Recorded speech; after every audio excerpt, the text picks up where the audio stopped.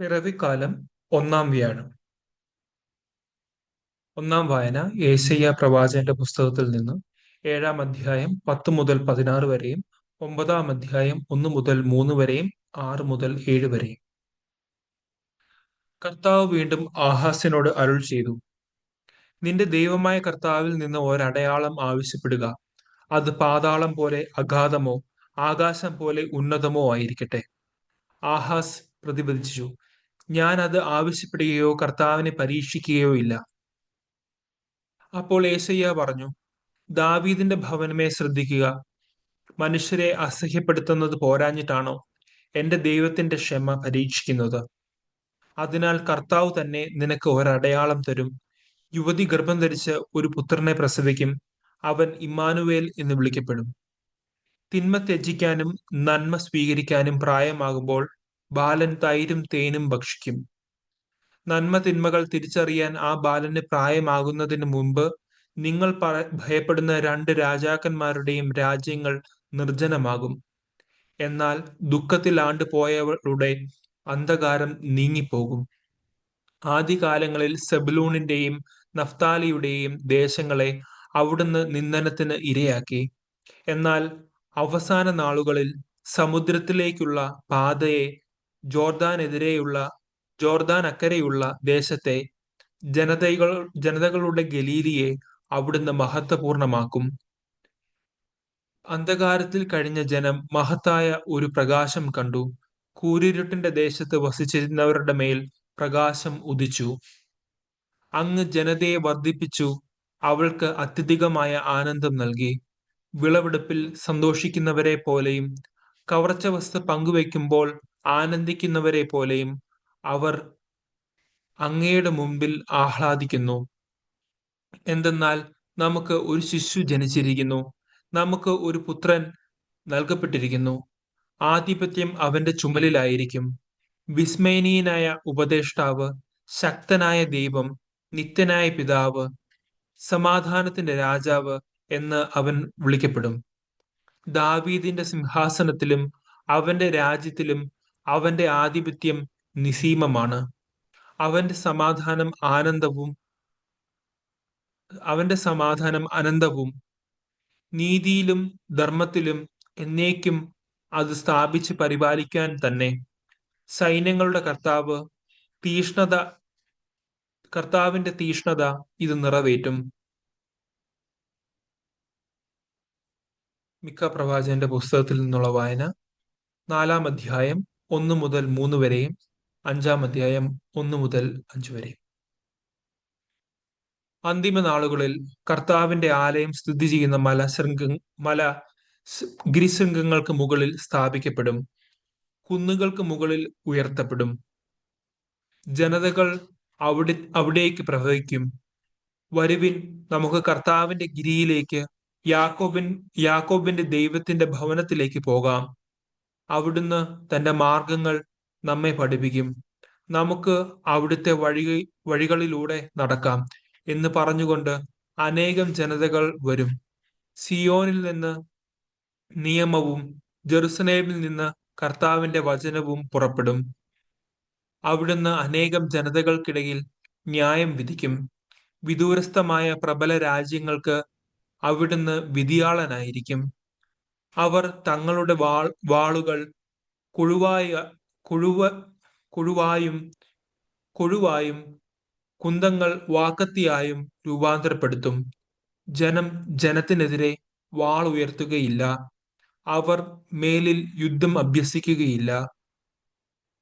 നിന്നെ ഇതാ കോട്ട കെട്ടി അടച്ചിരിക്കുന്നു. നമുക്കെതിരെ ഉപരോധം ഏർപ്പെടുത്തിയിരിക്കുന്നു. അവർ വടികൊണ്ട് ഇസ്രായേൽ ഭരണാധിപന്റെ ചികിട്ടത്ത് അടിക്കുന്നു. ബേത്ലഹേം എഫ്രാത്ത, യൂദാ ഭവനങ്ങളിൽ നീ ചെറുതാണെങ്കിലും ഇസ്രായേലിനെ ഭരിക്കേണ്ടവൻ എനിക്കായി നിന്നിൽ നിന്ന് പുറപ്പെടും. അവൻ പണ്ടേ യുഗങ്ങൾക്ക് മുമ്പേ ഉള്ളവനാണ്. അതിനാൽ ഈറ്റുനോവെടുത്തവൾ പ്രസവിക്കുന്നതുവരെ അവൻ അവരെ പരിത്യജിക്കും. പിന്നീട് അവന്റെ സഹോദരരിൽ അവശേഷിക്കുന്നവർ ഇസ്രായേൽ ജനത്തിലേക്ക് മടങ്ങിവരും. കർത്താവിന്റെ ശക്തിയോടെ, തന്റെ ദൈവമായ കർത്താവിന്റെ മഹത്വത്തോടെ അവൻ വന്ന് തന്റെ ആടുകളെ മേയ്ക്കും. ഭൂമിയുടെ അതിർത്തികളോളം അവൻ പ്രതാപവാനാകിയാൽ അവർ സുരക്ഷിതരായി വസിക്കും. അവൻ നമ്മുടെ സമാധാനമായിരിക്കും. അസിറിയ നമ്മുടെ നാട് ആക്രമിക്കുകയും നമ്മുടെ മണ്ണിൽ കാൽ കുത്തുകയും ചെയ്യുമ്പോൾ നാം അവനെതിരെ 7 ഇടയന്മാരെയും 8 പ്രഭുക്കന്മാരെയും അണിനിരത്തും. യാക്കോബിന്റെ ഭവനത്തിൽ അവശേഷിക്കുന്നവർ ജനതകൾക്കിടയിൽ, അനേകം ജനതകൾക്കിടയിൽ, വന്യമൃഗങ്ങൾക്കിടയിൽ സിംഹത്തെ പോലെയും ആട്ടിൻ പറ്റത്തിൽ യുവസിംഹത്തെ പോലെയും ആയിരിക്കും. അത് ചവിട്ടിമെതിച്ചും ചീന്തിക്കേറിയും നടക്കും.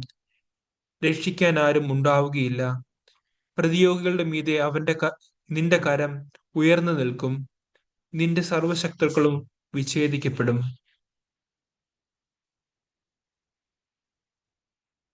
മൂന്നാം വായന.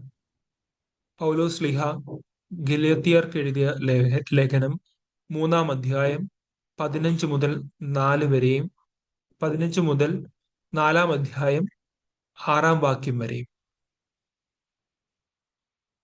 സഹോദരരെ, മനുഷ്യ സാധാരണമായ ഈ ഉദാഹരണം പറഞ്ഞാൽ, ഒരുവന്റെ ഉടമ്പടി ഒരിക്കൽ സ്ഥിരീകരിച്ചതിനു ശേഷം ആരും അത് അസാധുവാക്കുകയോ അതിൽ എന്തെങ്കിലും കൂട്ടിച്ചേർക്കുകയോ ചെയ്യാറില്ല. വാഗ്ദാനങ്ങൾ ലഭിച്ചത് അബ്രാഹത്തിനും അവന്റെ സന്തതിക്കുമായിട്ടാണ്. പലരെ ഉദ്ദേശിച്ച് സന്തതികൾക്ക് എന്ന് അതിൽ പറഞ്ഞിട്ടില്ല. പ്രത്യുത ഒരുവനെ ഉദ്ദേശിച്ച് നിന്റെ സന്തതിക്ക് എന്നാണ് പറഞ്ഞിരിക്കുന്നത്. അത് ക്രിസ്തുവിനെ ഉദ്ദേശിച്ചാണ്. ഞാൻ പറയുന്നത് ഇതാണ്: 430 വർഷങ്ങൾക്ക് ശേഷം നിലവിൽ വന്ന നിയമം ദൈവം പണ്ട് തന്നെ സ്ഥിരീകരിച്ച ഉടമ്പടിയെ, വാഗ്ദാനത്തെ നീക്കിക്കളയത്തക്ക വിധം അസാധുവാക്കുകയില്ല. എന്തെന്നാൽ പാരമ്പര്യ അവകാശം നിയമത്തിൽ നിന്നാണ് ലഭിക്കുന്നതെങ്കിൽ അതൊരിക്കലും വാഗ്ദാനത്തിൽ നിന്നായിരിക്കുകയില്ല. എന്നാൽ ദൈവം അബ്രാഹത്തിന് അത് നൽകിയത് വാഗ്ദാനം വഴിയാണ്. പിന്നെന്തിനാണ് നിയമം? വാഗ്ദാനം സിദ്ധിച്ചവന് സന്തതി ലഭിക്കുന്നതുവരെ പാപങ്ങൾ നിമിത്തം നിയമം നൽകപ്പെട്ടു. ദൈവദൂതന്മാർ വഴി ഒരു മധ്യവർത്തിയിലൂടെ അത് വിളംബരം ചെയ്യപ്പെട്ടു. ഒന്നിൽ കൂടുതൽ പേരുണ്ടെങ്കിലേ മധ്യവർത്തി വേണ്ടൂ. എന്നാൽ ദൈവം ഏകനാണ്. അങ്ങനെയെങ്കിൽ നിയമം ദൈവത്തിന്റെ വാഗ്ദാനങ്ങൾക്ക് വിരുദ്ധമാണോ? ഒരിക്കലുമല്ല. എന്തെന്നാൽ ജീവദായകമായ ഒരു നിയമം നിലവിലുണ്ടായിരുന്നെങ്കിൽ നീതി തീർച്ചയായും ആ നിയമം വഴി ഉണ്ടാകുമായിരുന്നു. എന്നാൽ യേശു ക്രിസ്തുവിലുള്ള വിശ്വാസം വഴി വിശ്വാസികൾ വാഗ്ദാനം പ്രാപിക്കേണ്ടതിന് എല്ലാവരും പാപത്തിനധീരരാണെന്ന് വിശുദ്ധ ഗ്രന്ഥം പ്രഖ്യാപിച്ചു. വിശ്വാസം ആവിർഭവിക്കുന്നതിനു മുമ്പ് നമ്മൾ നിയമത്തിന്റെ കാവലിലായിരുന്നു. വിശ്വാസം വെളിപ്പെടുന്നതുവരെ നിയന്ത്രണാധീനരായി കഴിയുകയും ചെയ്തു. തന്നിമിത്തം നമ്മൾ വിശ്വാസത്താൽ നീതീകരിക്കപ്പെടേണ്ടതിന് ക്രിസ്തുവിന്റെ ആഗമനം വരെ നിയമം നമ്മുടെ പാലകനായിരുന്നു. ഇപ്പോഴാകട്ടെ വിശ്വാസം സമാഗതമായ നിലയ്ക്ക് നമ്മൾ പാലകന് അധീനരല്ല. യേശു ക്രിസ്തുവിലുള്ള വിശ്വാസം വഴി നിങ്ങൾ എല്ലാവരും ദൈവപുത്രന്മാരാണ്. ക്രിസ്തുവിനോട് ഐക്യപ്പെടാൻ വേണ്ടി സ്നാനം സ്വീകരിച്ചിരിക്കുന്ന നിങ്ങൾ എല്ലാവരും ക്രിസ്തുവിനെ ധരിച്ചിരിക്കുന്നു. യേഹൂദനെന്നോ ഗ്രീക്കുകാരനെന്നോ, അടിമയെന്നോ സ്വതന്ത്രനെന്നോ, പുരുഷനെന്നോ സ്ത്രീയെന്നോ വ്യത്യാസമില്ല. നിങ്ങൾ എല്ലാവരും യേശു ക്രിസ്തുവിൽ ഒന്നാണ്. നിങ്ങൾ ക്രിസ്തുവിനുള്ളവരാണെങ്കിൽ അബ്രാഹത്തിന്റെ സന്തതികളാണ്, വാഗ്ദാനമനുസരിച്ചുള്ള അവകാശികളുമാണ്. വിശുദ്ധ ലൂക്കാ എഴുതിയ സുവിശേഷം 2-ാം അധ്യായം 1 മുതൽ 20 വരെയുള്ള വാക്യങ്ങൾ. അക്കാലത്ത് ലോകമാസകലമുള്ള ജനങ്ങളുടെ പേര് എഴുതി ചേർക്കണം എന്ന് അഗസ്റ്റസ് സീസറിൽ നിന്ന് കൽപ്പന പുറപ്പെട്ടു. ക്വിരീനിയോസ് ക്വിരീനിയോസ് സിറിയയിൽ ദേശാധിപതി ആയിരിക്കുമ്പോൾ ആദ്യത്തെ ഈ പേരെഴുത്ത് നടന്നു. പേരെഴുതിക്കാനായി ഓരോരുത്തരും തന്താങ്ങളുടെ നഗരത്തിലേക്ക് പോയി. ജോസഫ് ദാവീദിന്റെ കുടുംബത്തിലും വംശത്തിലും പെട്ടവനായിരുന്നതിനാൽ പേരെഴുതിക്കാനായി ഗലീലിയിലെ പട്ടണമായ നസറത്തിൽ നിന്ന് യൂദയായിലെ ദാവീദിന്റെ പട്ടണമായ ബേത്ലഹേമിലേക്ക് ഗർഭിണിയായ ഭാര്യ മറിയത്തോടു കൂടെ പോയി. അവിടെ ആയിരിക്കുമ്പോൾ അവൾക്ക് പ്രസവ സമയം അടുത്തു. അവൾ തന്റെ കടിഞ്ഞൂൽ പുത്രനെ പ്രസവിച്ചു. അവനെ പിള്ളക്കച്ചുകൊണ്ട് പൊതിഞ്ഞ് പുൽത്തൊട്ടിയിൽ കിടത്തി. കാരണം സത്രത്തിൽ അവർക്ക് സ്ഥലം ലഭിച്ചില്ല. ആ പ്രദേശത്തെ വയലുകളിൽ ആടുകളെ രാത്രി കാത്തുകൊണ്ടിരുന്ന ഇടയന്മാർ ഉണ്ടായിരുന്നു. കർത്താവിന്റെ ദൂതൻ അവരുടെ അടുത്തെത്തി. കർത്താവിന്റെ മഹത്വം അവരുടെ മേൽ പ്രകാശിച്ചു. അവർ വളരെ ഭയപ്പെട്ടു. ദൂതൻ അവരോട് പറഞ്ഞു, ഭയപ്പെടേണ്ട. ഇതാ, സകല ജനത്തിനും വേണ്ടിയുള്ള വലിയ സന്തോഷത്തിന്റെ സദ്വാർത്ത ഞാൻ നിങ്ങളെ അറിയിക്കുന്നു. ദാവീദിന്റെ പട്ടണത്തിൽ നിങ്ങൾക്കായി ഒരു രക്ഷകൻ, കർത്താവായ ക്രിസ്തു, ഇന്ന് ജനിച്ചിരിക്കുന്നു. ഇതായിരിക്കും നിങ്ങൾക്ക് അടയാളം. പിള്ളക്കച്ച കൊണ്ട് പൊതിഞ്ഞ് പുൽത്തൊട്ടിയിൽ കിടത്തിയിരിക്കുന്ന ഒരു ശിശുവിനെ നിങ്ങൾ കാണും. പെട്ടെന്ന് സ്വർഗീയ സൈന്യത്തിന്റെ ഒരു വ്യൂഹം ആ ദൂതനോട് കൂടെ പ്രത്യക്ഷപ്പെട്ട് ദൈവത്തെ സ്തുതിച്ചുകൊണ്ട് പറഞ്ഞു, അത്യുന്നതങ്ങളിൽ ദൈവത്തിന് മഹത്വം, ഭൂമിയിൽ ദൈവകൃപ ലഭിച്ചവർക്ക് സമാധാനം. ദൂതന്മാർ അവരെ വിട്ട് സ്വർഗത്തിലേക്ക് പോയപ്പോൾ ആട്ടിടയന്മാർ പരസ്പരം പറഞ്ഞു, നമുക്ക് ബേത്ലഹേം വരെ പോകാം. കർത്താവ് നമ്മെ അറിയിച്ച ഈ സംഭവം നമുക്ക് കാണാം. അവർ അതിവേഗം പോയി മറിയത്തെയും ജോസഫിനെയും പുൽത്തൊട്ടിയിൽ കിടക്കുന്ന ശിശുവിനെയും കണ്ടു. അനന്തരം ശിശുവിനെ കുറിച്ച് തങ്ങളോട് പറയപ്പെട്ട കാര്യങ്ങൾ മറ്റുള്ളവരെ അവർ അറിയിച്ചു. അത് കേട്ടവരെല്ലാം ഇടയന്മാർ തങ്ങളോട് പറഞ്ഞ സംഗതികളെക്കുറിച്ച് അത്ഭുതപ്പെട്ടു. മറിയമാകട്ടെ ഇവയെല്ലാം ഹൃദയത്തിൽ സംഗ്രഹിച്ച് ഗാഢമായി ചിന്തിച്ചുകൊണ്ടിരുന്നു.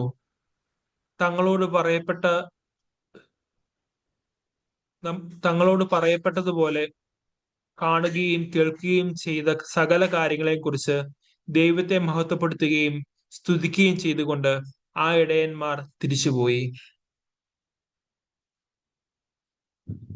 നമ്മുടെ കർത്താവായ മിശിഹായ്ക്ക് സ്തുതി. Merry Christmas.